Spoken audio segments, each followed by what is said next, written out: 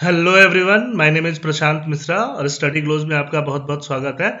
Union minister Ravishankar प्रसाद ने कहा है कि जो नए आईटी रूल्स हैं वो सोशल मीडिया के जो मिसयूजेज हैं उनको टैकल करने के लिए बनाया गया है। साथ साथ इफेक्टिव ग्रीवियांस रिड्रेसल के लिए भी है। जो लोग अब्यूजेस का शिकार डेली बेसिस पे होते हैं, जो इंटरमीडियरीज हैं, जो सोशल मीडिया साइट्स हैं, वो उनका ग्रीवियांस रिड्रेसल इफेक्टिव वे में कर सके, इसके कंप्लायंस के लिए ही जो नए आईटी रूल्स हैं वो बनाए गए हैं। तो यहाँ पे आप देख सकते हैं कि ये न्यूज जो है, new IT rules centre seeks compliance report from intermediaries. जो इंटरमीडियरीज हैं, गूगल, फेसबुक, ट्विटर, व्हाट्सएप, इनसे सेंटर ने क्या किया है, कंप्लायंस रिपोर्ट मांगी थी। ठीक है, तो जो बेसिक सी इंफॉर्मेशन है वो देख लेते हैं कि इंटरमीडियरीज यहाँ किसके बारे में बात हो रहा है। तो एक छोटा सा टर्म है, significant social media intermediary.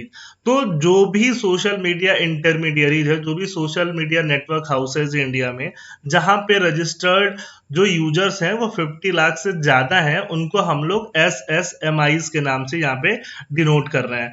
Union government ने 25 फरवरी को ही ये नोटिस निकाला था, आईटी जो नए आईटी रूल्स हैं उसकी गाइडलाइंस निकाली थी और 3 मंथ्स का टाइमलाइन दिया था कि जो भी कंपनीज है उसको अबाइड कर सके, उसको फॉलो कर सके।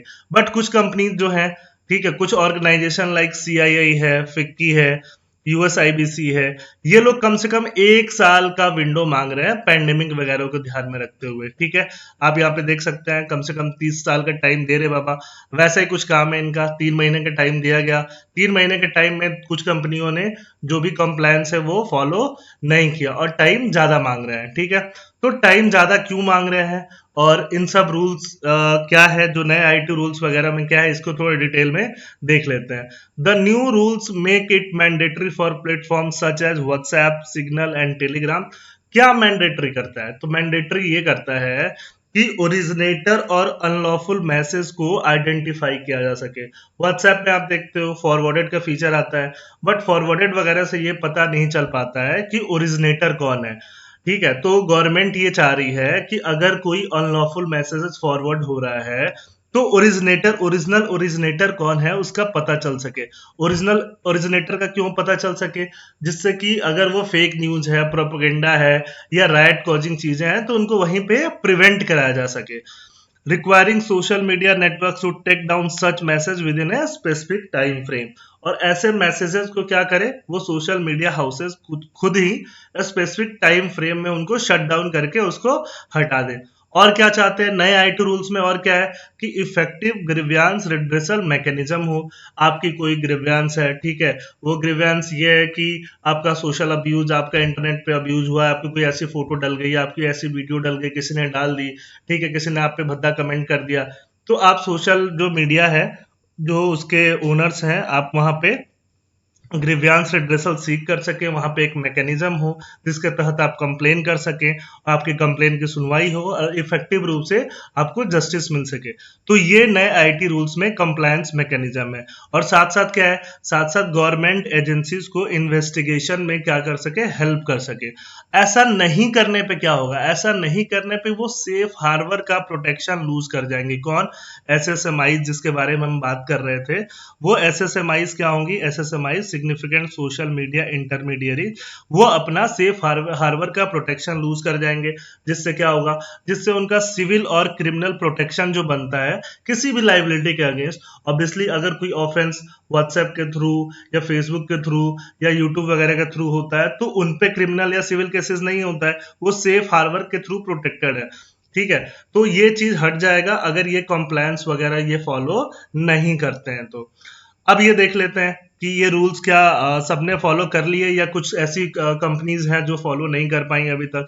तो मोस्ट प्लेटफॉर्म्स ने क्या किया है, अपने जो भी अबाइड बाई के गाइडलाइंस है उससे वो फॉलो कर रही हैं। जो नए रूल्स हैं, नए आईटी रूल्स हैं, उसको फॉलो कर रही हैं। बट व्हाट्सएप ने और साथ साथ ट्विटर ने अभी तक कोई भी जो नए आईटी रूल्स हैं उन पे फॉलो करने से वो कतरा रही हैं। ठीक है, तो थोड़ा देख लेते हैं कि इन सज्जन को तकलीफ आखिर है तो है क्यों। तो ये लोग ऐसा बोल रहे हैं कि प्राइवेसी कंसर्न है, बट गवर्नमेंट ऐसा बोल रही है कि जो मैसेज होते हैं बिटवीन फ्रेंड्स, गर्लफ्रेंड बॉयफ्रेंड के बीच में, डॉक्टर पेशेंट के बीच में, लॉयर क्लाइंट्स के बीच में, ये अनहिंडर्ड रहेंगे और इनक्रिप्टेड फॉर्मेट में रहेंगे। इनमें किसी भी तरह का कोई चेंज नहीं आएगा। बट एक्चुअली होगा क्या, अगर कोई मैसेज, अगर कोई भी चीज वायरल हो रही है जिससे राइट कॉज हो रहा है, मॉब लिंचिंग हो रही है, टेररिज्म हो रहा है, न्यूडिटी फैल रही है, और जो ऑलरेडी पब्लिक डोमेन में है, तो गवर्नमेंट ये चाहती है कि उसके ओरिजिनेटर का पता चलाया जा सके। ठीक है, ओरिजिनेटर का पता चलाए जाने से क्या होगा कि उस चीज को वहां पे प्रिवेंट किया जा सकेगा, ओरिजिनेटर को पकड़ा जा सकेगा, और आगे से एक डिटरेंस होगा लोगों के मन में कि चूंकि कोई ओरिजिनेटर पकड़ा ही जाएगा तो कुछ भी वो ऐसा काम नहीं करेगा जिससे रायट, मॉब लिंचिंग, टेररिज्म ऐसी चीजें फैलाई जा सके। आप देख सकते हो कि जो भी लास्ट ईयर फरवरी में दिल्ली में राइट्स हुए थे, उसमें व्हाट्सएप वगैरह का काफी यूज हुआ था। ठीक है, फेक इंफॉर्मेशन और प्रोपेगेंडा फैलाने में, जिससे राइट काफी भड़क गई थी। तो ये इन चीजों को प्रिवेंट करने के लिए ये न्यू आईटी रूल्स का कॉम्प्लायंस बहुत नेसेसरी है।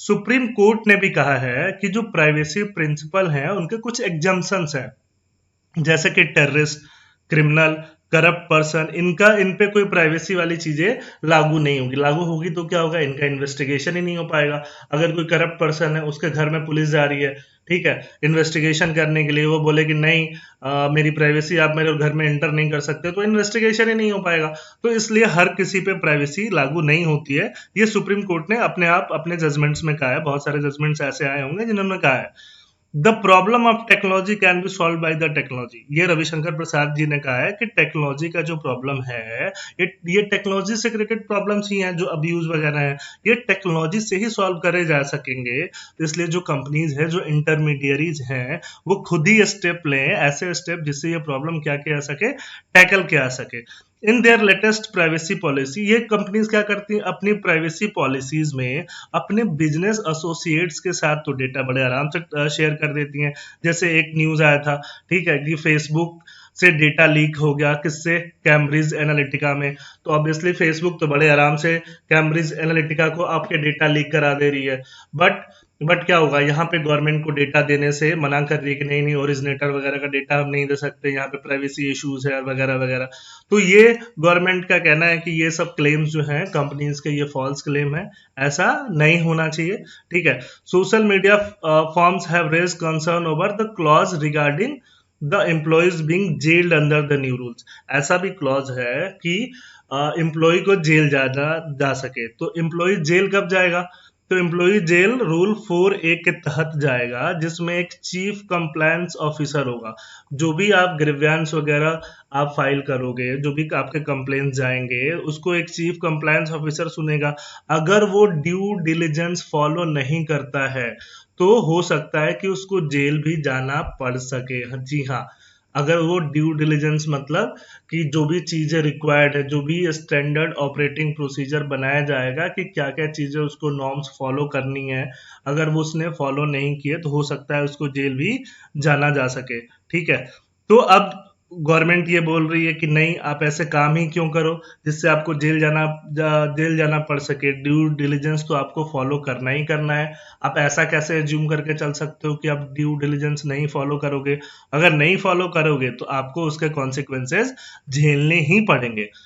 आगे देखते हैं, the issue is not of use but miss use and abuse of this platforms. तो ऑब्वियसली हम लोग यूज की बात ही नहीं कर रहे हैं कि ये यूज की वजह से ये नए आईटी रूल्स नहीं आए, ये मिस यूज एंड अब्यूज की वजह से आए हैं।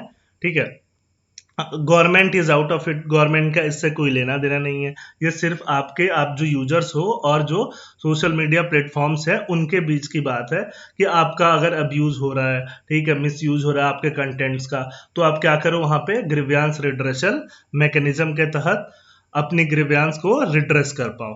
तो ये चीजें हैं। आगे देखते हैं, the rules are very clear, they have to appoint India based employ. कैसे एम्प्लॉय अपॉइंट करने पड़ेंगे, इंडिया बेस्ड। एक ग्रीवियंस रिड्रेसल ऑफिसर हो, एक कॉम्प्लायंस ऑफिसर हो और एक नोडल ऑफिसर हो जो गवर्नमेंट के साथ कोऑर्डिनेट कर सके। रविशंकर प्रसाद जी ने कहा है कि हम लोग मून तो मांग नहीं रहे, हम लोग बहुत छोटी चीज मांग रहे हैं कि आप ऑफिसर्स दे दो।